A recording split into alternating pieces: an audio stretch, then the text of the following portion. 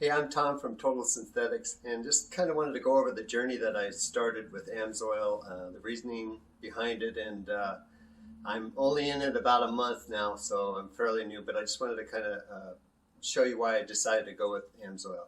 We have an outdoor power equipment shop, and we sell a lot of really nice outdoor power equipment like blowers and stuff like that. I was getting frustrated with people coming back in like a month later saying that their blower or weeder or something like that is not running well. So I started doing a little bit of research and found out that it was a lot of the oils, because they say, well, I use the oil that you told me to use, you know, that the factory recommends. Well, this is kind of an example of what would happen here. The spark arresters would get all clogged up, and then I'd have to take them out, burn them off, put them back in, and it'd run great. You know, so I'm thinking, what is causing all this carbon buildup? So I went on the web, YouTube, and just started researching oils, and I came up with this Amsoil Saber.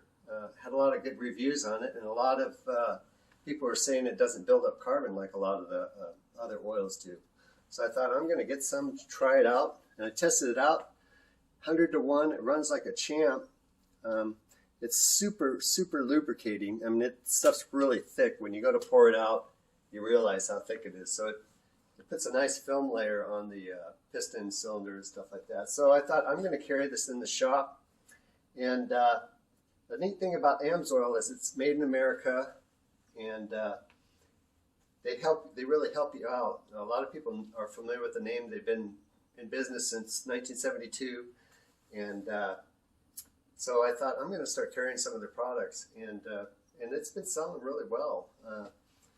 We're converting people over. I mean, a gallon of this is cheaper than one of the leading manufacturers' gallon, and this does twice as much at 100 to 1. Theirs will do 50 gallons. This will do 100 gallons. So even just that.